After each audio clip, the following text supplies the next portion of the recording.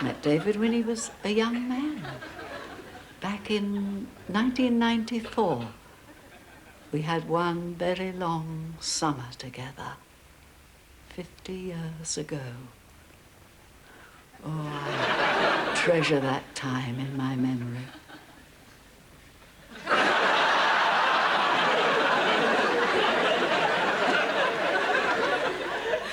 And there's not even any real dignity or tragedy after death. We move from glory into glory. No. Not if the behaviour of poltergeist is anything to go by. I'm a poltergeist. I have all the power of the spirit world. Magic from beyond the grave.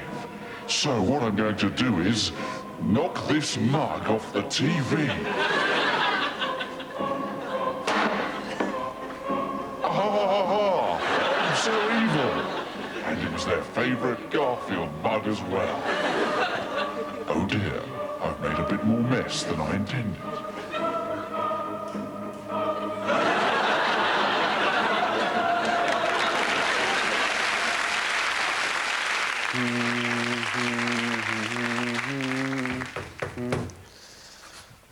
I'm just going to have to be a man, you know. I'm just going to have to say, I'm sorry about my disgusting behaviour. I'm not normally like that. It'll never happen again, and I don't know what came over me.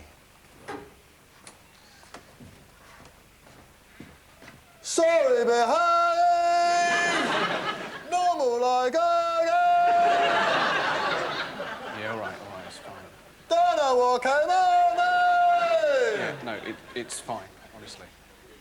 Oh, cheers. I just want to say I'm sorry about, you know, what I said about you ruining my life. You know, I don't go around those thoughts in my head, and I'd particularly like to officially retract what I said about you, you know, destroying my dreams. No, that's fine. I'm glad you've come round, actually, because I was just sitting here thinking about all the good times that we have had together, you know. Like when we went to Spain. Oh, it was God, such a laugh. yeah. God, you forget about all those things. Jesus, yeah. I've got the photos here somewhere. Have you? I've never seen them. Oh, you must have? No, never. They're here somewhere. I'm sure they're in here, I think. Oh, yeah. Yeah, because I don't know if you remember, right, but do you remember being in that bar, right, in Madrid, and they had, like, bullfighting match of the day on? Do you remember that? Yeah, and, like, everyone started shouting Olé, but we started the shouting of Olé, right? That was the incredible thing. We started shouting Olé, right? Before anyone else had even thought about it, right? It's an amazing thing. No one else had thought about it, right? No one. Right, and then from there on, we went to Fuengirola to see your mum. We sang Olé to anyone. I couldn't believe anyone thought, you know, that was like, you could say it. Oh, dear, it was so funny. And...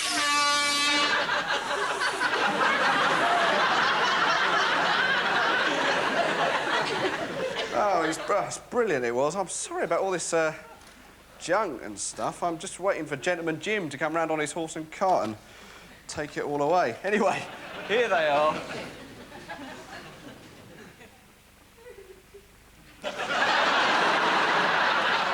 I don't remember you being an Evel Knievel fan.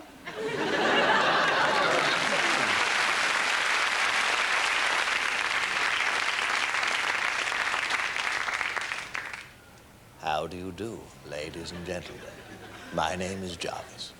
I have been informed that tonight's program is being watched by over 7 million people, as far afield as the Netherlands and Ireland, and all over Britain, in small bedrooms on black and white portable televisions, on the communal colour televisions in Chinese takeaways, in the front rooms of Carlisle, Glasgow, Manchester and Birmingham.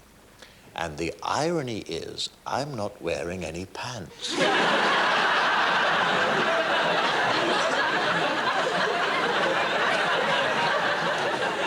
How very irresponsible. Isn't Jarvis naughty? Rather.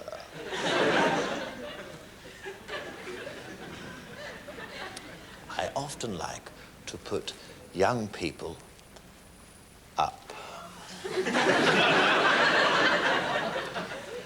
Ha ha ha ha ha. Recently, I had 2 charming young women staying on my estate. Unfortunately, 1 month they both owed me £119 in rent, but had no money. Isn't the economic situation terrible? Luckily, I had a brainwave. 36 strenuous hours later, they were both in a state of near physical exhaustion. However, the rent now stood at £118. And I might add, my garden looked wonderful. What sort of a man do you take me for?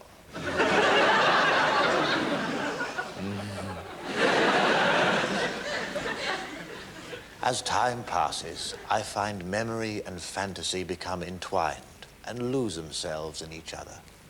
Some things, however, remain eternally clear. As I once said to Mark Almond, that's quite a thirst, young fella.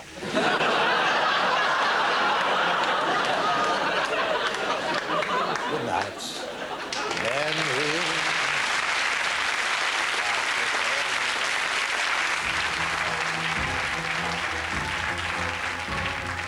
I am the poltergeist. So yes, ha ha ha, I know what I'll do. I'll move everything around in this room.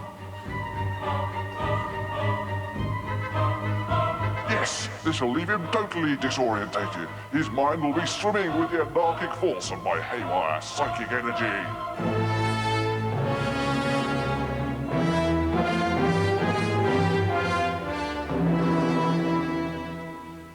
Oh, I've cleared up.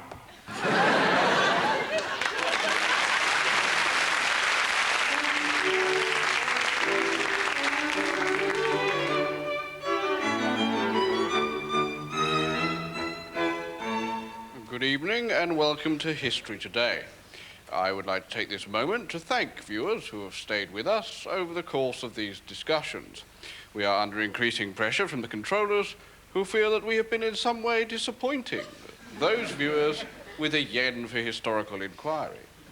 I can only apologise and pledge that tonight both myself and Professor F.J. Lewis, Emeritus Professor of History at All Souls College, Oxford, are determined, as never before, to undertake a full and rigorous exposition of tonight's most exciting subject, the Doomsday Book. The beginning of radicalism or the end of liberty. Professor Lewis. See that Michael Bolton? Oh dear. I am aware of his work. That's your haircut, that.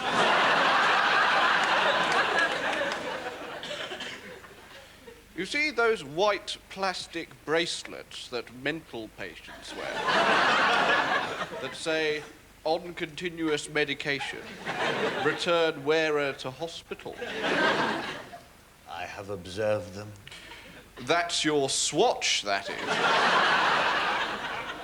That's your shock-proof Tag Heuer. It is indeed a moot point, end of radicalism, beginning of liberty. Yes. But this is a twilight period of transition. Can be seen in the magical significance 14th century mythology attaches to things which are themselves symbols of transition. Yes. The edge of a forest. Or twilight itself, that dusk before the day has really ended, but nor can one say that it is yet early evening. Of course. And that's your bedtime, that is. That's your bedtime on Friday nights. You're on the front cover of 5:15 monthly. Congratulations. The importance of the Doomsday Book as a milestone in history can be seen from the fact that it is one of only a handful of books to be kept in cryogenic suspension at the British Museum. The book is held in a sealed chamber at a set temperature of minus 273 degrees Celsius, a temperature which in modern physics is known as absolute zero. Indeed. And that's the number of pubic hairs. You thought you had one the other day, but then you weed through it.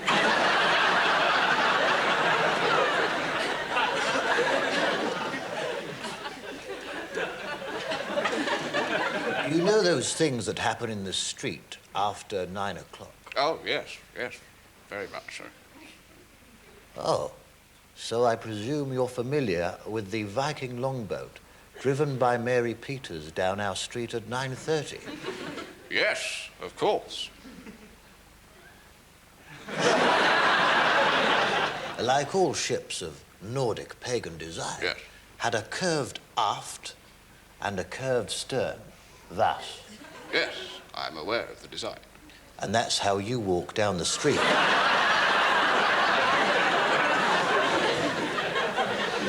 Well, I don't think that anyone can be in any doubt that... Oh, hi, girls. Oh, no, 5:15. That tonight, Professor Lewis and myself have had a most penetrating and illuminating debate. Professor F.J. Lewis, thank you very much. Thank you.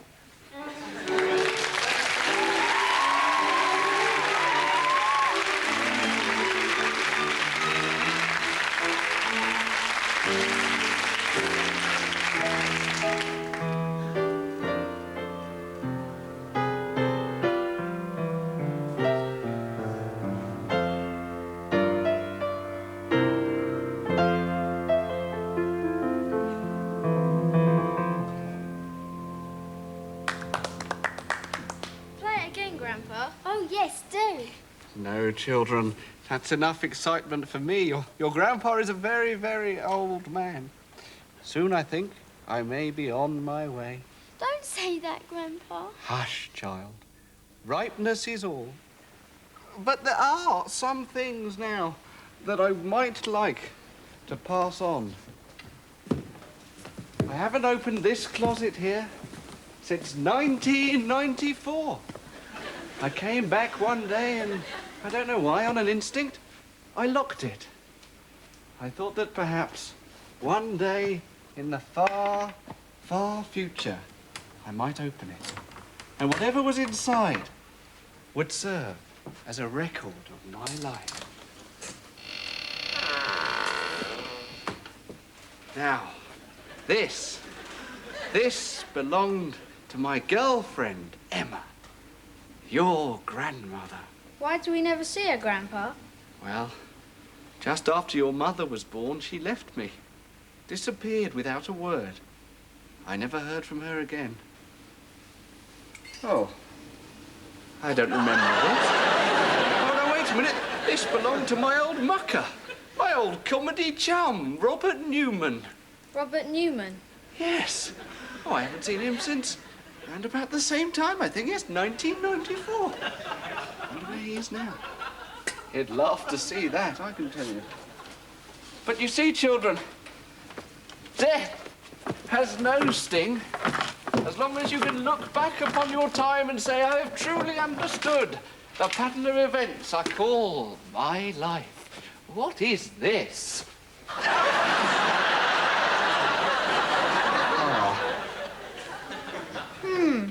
This one's hair is very similar to mine, isn't it, Grandpa? Yes.